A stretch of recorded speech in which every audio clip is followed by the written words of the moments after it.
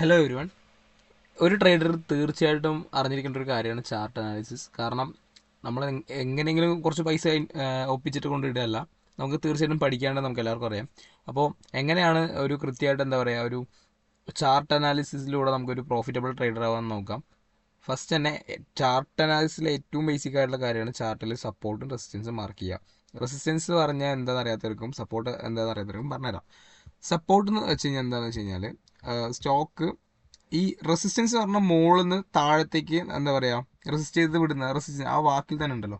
മുകളിൽ നിന്ന് ഇപ്പോൾ ഒരു മിനിറ്റ്, ഓക്കെ. ഇപ്പോൾ മുകളിൽ നിന്ന് താഴോട്ട് റെസിസ്റ്റ് ചെയ്യുന്ന സ്ഥലത്തിനെയാണ് നമ്മൾ എന്ത് പറയുക റെസിസ്റ്റൻസ് എന്ന് പറയുക.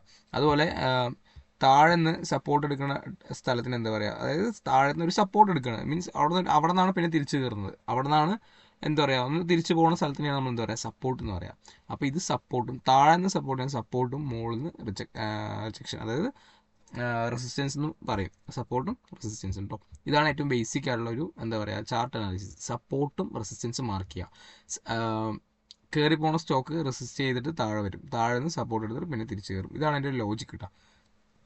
കയറിപ്പോയ സ്റ്റോക്ക് തന്നിട്ടില്ലേ, കയറിപ്പോയി ഇവിടെ ഇത് ഒരു റെസിസ്റ്റൻസ് ആണ്, നേരത്തെ ക്രിയേറ്റ് ചെയ്ത റെസിസ്റ്റൻസ് വീണ്ടും എന്താ പറയുക തട്ടി താഴോട്ട് വന്നിട്ട് പിന്നെ സപ്പോർട്ട് എടുത്തിട്ട് നേരത്തെ സപ്പോർട്ട് എടുത്ത സ്ഥലമാണിത്, അവിടെ നിന്ന് സപ്പോർട്ട് എടുത്ത് തിരിച്ച് കയറി. അപ്പോൾ ഇതാണ് സപ്പോർട്ടും റെസിസ്റ്റൻസും. ട്രെൻഡ് ലൈൻ എടുത്ത് കളയാം. അപ്പോൾ ഇതാണ് ട്രെൻഡ് ലൈൻ പറഞ്ഞുതരാം. അപ്പോൾ ഇതാണ് സപ്പോർട്ടും റെസിസ്റ്റൻസും കേട്ടോ. അപ്പോൾ നമുക്ക് ഇനിയിപ്പോൾ ഒരു റിലയൻസിൻ്റെ ഒരു ചാർട്ട് എടുത്തു കഴിഞ്ഞാൽ ഞാൻ കാണിച്ചു തരാം. Reliance industries. ഇപ്പോൾ റിലയൻസിൽ നമുക്കിപ്പോൾ നോക്കിക്കോളട്ടോ. ഇതാണ് റിലയൻസിൻ്റെ ചാർട്ട്. റിലയൻസിൻ്റെ ചാർട്ടിൽ നമ്മൾ നേരത്തെ ഡെവലപ്പ് ചെയ്ത സപ്പോർട്ടും റെസിസ്റ്റൻസ് ആണ്. ഇതിപ്പോൾ നേരത്തെ മുന്നേ ഞാൻ ചെയ്താണ് എന്നെങ്കിൽ പോലും നിങ്ങൾ നോക്കിക്കോട്ടോ. ഇപ്പോൾ ഇവിടെ നിന്ന് എത്ര നമ്മൾ പിന്നോട്ട് പോയാലും അതെന്ത് പറയും, അതിൻ്റെ ഉള്ളിൽ ക്യാൻഡിൽസ് ഒതുങ്ങി നിൽക്കും, അല്ലെങ്കിൽ അവിടെ സപ്പോർട്ടും റെസിസ്റ്റൻസും എടുത്തിട്ട് ക്യാൻഡിൽസ് പോകാറുണ്ട്. അതിന് കാരണം എന്താണെന്ന് വെച്ച് കഴിഞ്ഞാൽ നമുക്കറിയാം സ്റ്റോക്ക് മാർക്കറ്റ് എന്ന് പറഞ്ഞാൽ തന്നെ ഹിസ്റ്ററി റിപ്പീറ്റ്സ് ആണ്. ഇപ്പോൾ എവിടെയാണോ മുന്നേ സപ്പോർട്ട് എടുത്തിരിക്കുന്നത് അവിടെ വീണ്ടും സപ്പോർട്ട് എടുക്കും, മുന്നേ എവിടെയാണോ റെസിസ്റ്റ് ചെയ്തിരിക്കുന്നത് അവിടെ റെസിസ്റ്റൻസും ഫേസ് ചെയ്യാനുള്ള പോസിബിലിറ്റീസ് വളരെ കൂടുതലാണെന്നാണ് നമ്മളത് മനസ്സിലാക്കേണ്ടത്. കണ്ടില്ലേ, ഇവിടെയും ഹിറ്റ് ചെയ്തു. അപ്പോൾ ഇങ്ങനെയൊക്കെയാണ് സപ്പോർട്ടും റെസിസ്റ്റൻസും വരുന്നത്. പിന്നെ ഇനിയിപ്പോൾ വേറൊരു കാര്യം എന്താണെന്ന് വെച്ച് കഴിഞ്ഞാൽ ഇപ്പം നമുക്കിങ്ങനെ ഒരുപാട് ചെയ്യാൻ പറ്റും. ഇപ്പോൾ നമുക്ക് എത്രത്തോളം അൺലിമിറ്റഡ് ആയിട്ട് സപ്പോർട്ട് എവിടെയാണോ അവിടെയൊക്കെ കൃത്യമായിട്ട് മാർക്ക് ചെയ്ത് കഴിഞ്ഞാൽ ഇതാ ഇവിടെ മാർക്ക് ചെയ്തു, നമ്മൾ ഇവിടെ മാർക്ക് ചെയ്തു. അപ്പോൾ ഇങ്ങനെയൊക്കെയാണ് ഇവിടെ സപ്പോർട്ടും റെസിസ്റ്റൻസ് ഇതിൻ്റെ ഉള്ളിൽ ഒതുങ്ങിയിരിക്കുന്നതാണ്. അപ്പോൾ ഇതാണ് നമുക്കൊരു സപ്പോർട്ടും റെസിസ്റ്റൻസ് എന്നൊക്കെ പറയണത്. ഇപ്പോൾ ഇവിടെ നിന്ന് വന്നു തിരിച്ച് കയറിപ്പോയി, ഇതുണ്ടല്ലേ, ഇവിടെ നിന്ന് വന്നു തിരിച്ച് കയറിപ്പോയി.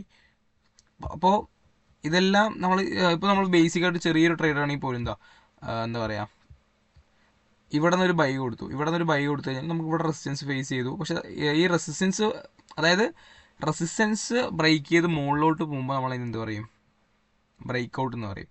റെസിസ്റ്റൻസ് എന്താ പറയുക അല്ലെങ്കിൽ സപ്പോർട്ട് പൊട്ടിയിട്ട് ഇതൊരു സപ്പോർട്ടാണ്, പ്രീവിയസ് സപ്പോർട്ടാണ്, കണ്ടില്ലേ ഒരു സപ്പോർട്ടാണ്. ഈ സപ്പോർട്ട് പൊട്ടി താഴെ പോകുമ്പോൾ എന്ത് പറയും, ബ്രേക്ക് ഡൗൺ എന്ന് പറയും. മുകളിലോട്ട് പോകുമ്പോൾ ബ്രേക്ക് ഔട്ടും താഴോട്ട് വരുമ്പോൾ ബ്രേക്ക് ഡൗണും. ഓക്കെ, സപ്പോർട്ട് പൊട്ടി താഴെ പോയാൽ ബ്രേക്ക് ഡൗണും, റെസിസ്റ്റൻസ് പൊട്ടിയിട്ട് മുകളിലോട്ട് പോയാൽ കഴിഞ്ഞാൽ ബ്രേക്ക് ഔട്ട് ഉണ്ടാവും. അപ്പോൾ ഇത് നിങ്ങൾ കേട്ടിട്ടുണ്ടാവില്ലേ, ബ്രേക്ക് ഔട്ട്. അപ്പോൾ ഇതാണ് ബ്രേക്ക് ഔട്ട് സിംപ്ലി. അപ്പോൾ ഇനി പറയുന്നത് ഇവിടെ ഒരു ഫെയർ വാല്യൂ ഗ്യാപ്പ് ഒക്കെ വർക്കൗട്ട് ഉണ്ട്. ഏകദേശം ഇവിടെ ഒരു ഫെയർ വാല്യൂ ഗ്യാപ്പ് വർക്ക് ചെയ്തതുണ്ടോ. ഫെയർ വാല്യൂ ഗ്യാപ്പ് എന്നാൽ നമുക്ക് ഡീറ്റെയിൽ ആയിട്ട് വീഡിയോ ചെയ്യാം. അതായത് ഈ ക്യാൻഡലിൻ്റെ ലോയും ഈ ക്യാൻഡലിൻ്റെ ഹൈയും ഇതിനെ കട്ട് ചെയ്ത് പോകാൻ കുറച്ച് പാടാണ്, കൃത്യമായിട്ട് വർക്ക് ആയിരിക്കുന്നുണ്ടോ. ഈ ക്യാൻഡലിനെ കട്ട് ചെയ്ത് തന്ന ശേഷം പിന്നെ ഇവിടെ നിന്ന് മുകളിലോട്ട് പോകാൻ കുറച്ച് ടഫായിരുന്നു. ഇത് കണ്ടില്ല, ഒരു ഹിറ്റ്, 2 ഹിറ്റ്, 3 ഹിറ്റ്, 4ാമത്തെ ഹിറ്റിലാണ് കയറിപ്പോയിരിക്കുന്നത്. അതും റിസൾട്ട് നോക്കണുള്ളൂ. അപ്പോൾ എല്ലാം കൊണ്ടുമാണ് സ്റ്റോക്ക് കയറിപ്പോയിരിക്കുന്നത്. അപ്പോൾ ഇതൊക്കെയാണ് ഒരു ബേസിക് ആയിട്ട് നമ്മൾ അറിഞ്ഞിരിക്കേണ്ട കാര്യം. ഫെയർ വാല്യൂ ഗ്യാപ്പ് നിങ്ങൾ നോക്കണ്ട, ഞാൻ പിന്നെ പറഞ്ഞുതരാം. അപ്പോൾ ഏറ്റവും ചെറുതായ കാര്യം സപ്പോർട്ടും റെസിസ്റ്റൻസും മാർക്ക് ചെയ്യും. ഇപ്പോൾ ഏത് സ്റ്റോക്ക് എടുത്താലും ഇപ്പോൾ നമുക്ക് ഇനിയിപ്പോൾ എല്ലാവർക്കും അറിയുന്നൊരു സ്റ്റോക്ക് ഏതാ, അപ്പോൾ ടാറ്റ മോട്ടോഴ്സ് എടുത്താൽ ടാറ്റ മോട്ടോഴ്സോ ടാറ്റ സ്റ്റീലോ ഏതെങ്കിലും ഒന്ന് എടുക്കുക. ടാറ്റ സ്റ്റീൽ നമ്മൾ മുന്നേ അടയാളപ്പെടുത്തി കഴിഞ്ഞ് വെച്ചിരിക്കുന്ന ഒരു സപ്പോർട്ട് ആൻഡ് റെസിസ്റ്റൻസ് ആണ്. ഇതിൽ കൃത്യമായിട്ട് നിൽക്കുന്നതാണ്. ഇനിയിപ്പോൾ ഇവിടെ ഒരു മാർക്ക് ചെയ്ത് കഴിഞ്ഞാൽ ഇവിടെ നിൽക്കും.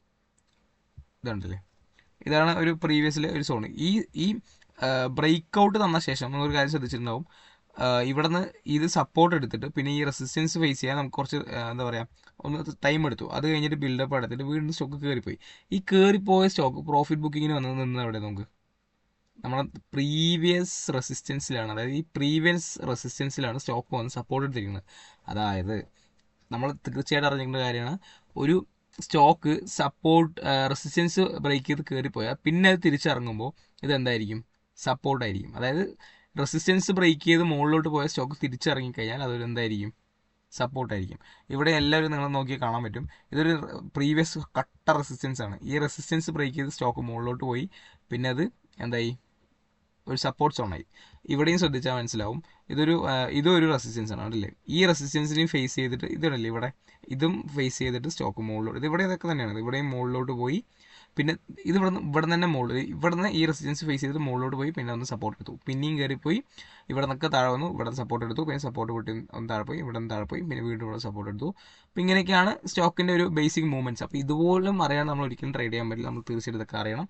ഒരു ട്രേഡർക്ക് തീർച്ചയായിട്ടും അറിഞ്ഞിരിക്കേണ്ട കാര്യങ്ങളാണ് ഇതെല്ലാം. അപ്പോൾ ഇങ്ങനെയുള്ള എന്താ പറയുക പ്രൈസ് ആക്ഷൻ മെത്തേഡ്സോ അല്ലെങ്കിൽ ഇങ്ങനെയുള്ള ഒരു സിമ്പിൾ കോമൺസ് കാര്യങ്ങളെല്ലാം അറിയില്ലെങ്കിൽ നിങ്ങൾ തീർച്ചയായിട്ടും കമൻറ്റ് ചെയ്യുക. നമ്മൾ തീർച്ചയായിട്ടും വീഡിയോ ചെയ്യുന്നതായിരിക്കും. ഇങ്ങനെ ബിഗിനേഴ്സ് ഫ്രണ്ട്ലി ആയിട്ടുള്ള ബിഗിനേഴ്സിന് ആവശ്യമുള്ള എല്ലാ കാര്യങ്ങളും നമ്മൾ വീഡിയോ ആയിട്ട് ചെയ്യുന്നതായിരിക്കും. അപ്പോൾ നിങ്ങളുടെ സപ്പോർട്ട് പ്രതീക്ഷിക്കുന്നു. ചാനൽ സബ് ചെയ്യുക. ഒരുപാട് ഇൻഫോർമേറ്റീവ് ആയിട്ടുള്ള ന്യൂസും അല്ലെങ്കിൽ സ്റ്റോക്ക് മാർക്കറ്റ് റിലേറ്റഡ് ആയിട്ടുള്ള ഒരുപാട് കാര്യങ്ങൾ നമ്മൾ നേരത്തെ അറിയിക്കുന്നതായിരിക്കും. അപ്പോൾ അടുത്ത വീഡിയോ ആയിട്ട് കാണാം. Thanks for watching.